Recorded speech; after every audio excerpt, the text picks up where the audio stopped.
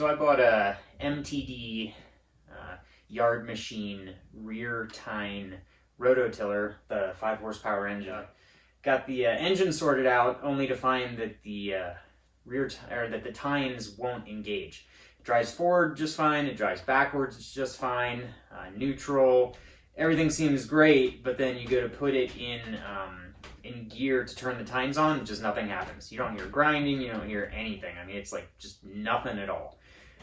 So I've torn the whole thing down. I dove into the transmission, and I'm pretty sure I've figured out the problem. So I'm going to show you exactly what I found, and I'm going to put it back together, and we'll see if it works.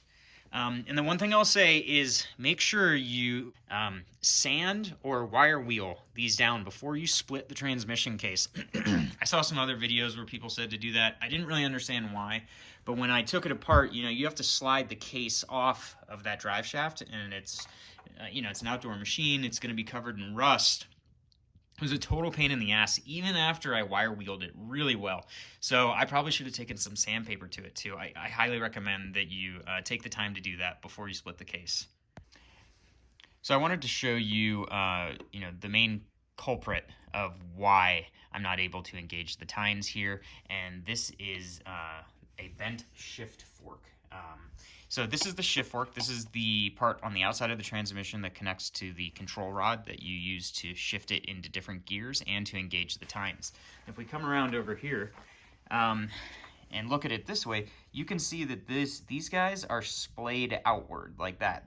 They're not supposed to be like that. They're not supposed to be bent outwards. And as we get even closer, you can see these little nubs here on the end of it. They're actually rounded off from sliding out of this gear. So just for reference, here's the new shift fork. See how square that is? And then this is where the bent shift fork really shows itself. So the next gear up would have been to engage this gear, which would turn this gear, which would turn the drive for the tines. But when I go to do that, watch this.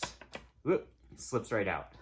So you can see why, you try to shift it into that next gear and it's going to shift out. So I'll pull this up with my hand. This kind of has to be spinning a little bit to get it to engage, and you'll hear it kind of click. So watch now, when I spin this, there we go. This gear is engaged now, and our tines are going to spin. So I'm going to install this new shift fork, and we will see if it can pop this up into place. Ultimately, I need to put new grease in here and put the case back on. I'll run it through a test again, a bench test, while I've got it off. I mean, it really needs to be put back together for everything to be tight and see if it's working. And if it is working, then we'll go ahead and reassemble the rototiller and see if it works. Here's the new shift fork installed. It was a real pain to get the old roll pin out.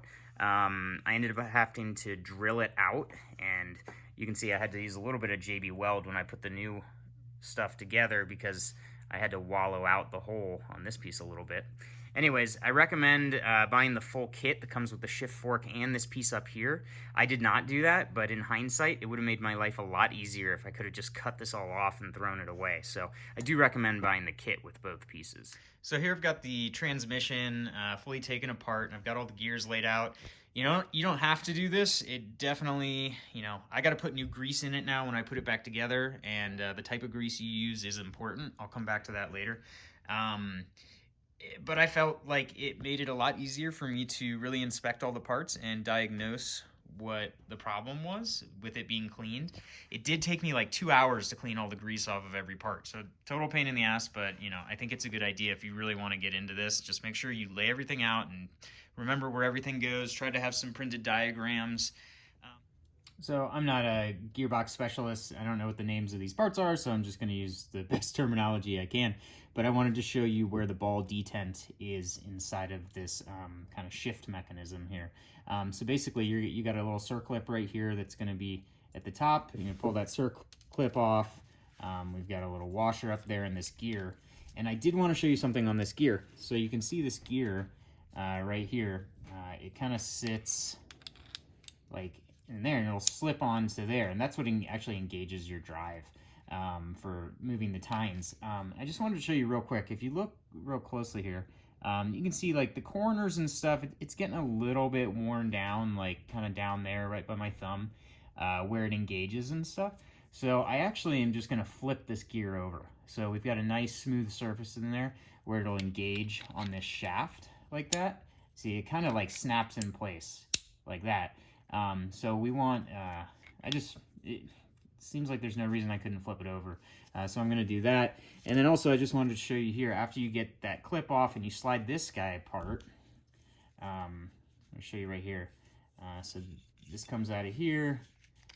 These guys are here. There's a little, basically a little hole inside of here where the ball detent is going to go. So I've got my new spring and I've got my ball that'll go in there. You know how this piece slides over this rod here, and where basically a little ball detent gets locked into these little grooves here, which allows you to shift between like forward, neutral, drive, tine engagement, and the little ball detent. So there's our ball, and the spring kind of pops the ball into these little grooves and holds it in place for whatever drive that you're going to be in.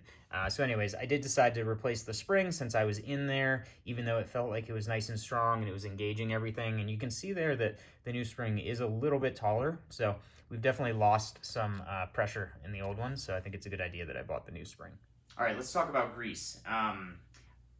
The recommended grease in the manual, they call for 22 ounces of Benylene 920.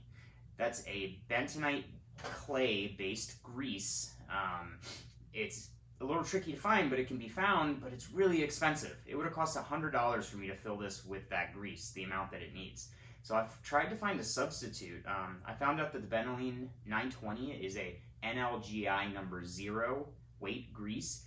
Couldn't find any number 0 weight grease online that was easy to buy, in small amounts. So I decided to go a little bit thicker and look for an NLGI number 1. I found this Mobilux EP1 on Amazon. I bought 2 things of it, which will be enough to put in the recommended amount. This cost me about $24. That's a lot better than $100. Again, this is not what the manual recommends. I'm taking a risk by putting the wrong kind of grease in here. Normally I would never do that, but I'm not about to drop $100 on grease for something that I don't even know if it'll work. Okay, it's time to start putting it back together. I'm actually going to pull most of the gears out, put them on the side, and then kind of reassemble it with a little bit of grease everywhere. And when I put it back together, I'm using the old gasket. I've cleaned this off really well with Brake Clean. Probably need to do it again. I'm just going to run a thin layer of black RTV silicone gasket sealer along this because I'm reusing the old gasket to make sure it doesn't leak. And I think that'll probably do it. All right, well, I finished getting the Rototiller put back together last night, fired it up this morning, and it works. I can honestly say I'm surprised. It was a little trickier than I thought putting the transmission back together. So this is kind of the final test. I want to run it hard for an hour or 2 and see if it can hold up. So let's do it.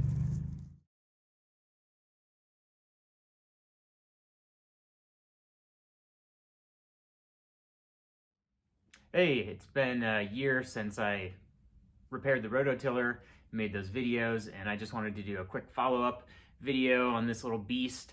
I've run it 3 times now, done that whole 1,600 square foot garden, and it's been flawless. I mean, the thing is super strong, and I've punished it. The soil there is really hard. It's got a lot of clay in it. It's not easy to till. I have to go over it multiple times. Total pain in the ass. There's a lot of rocks. The thing gets jammed up, and I mean, this thing has just been bulletproof all the way through. So I guess all the repairs I made worked. I hope this helps you guys, and good luck out there.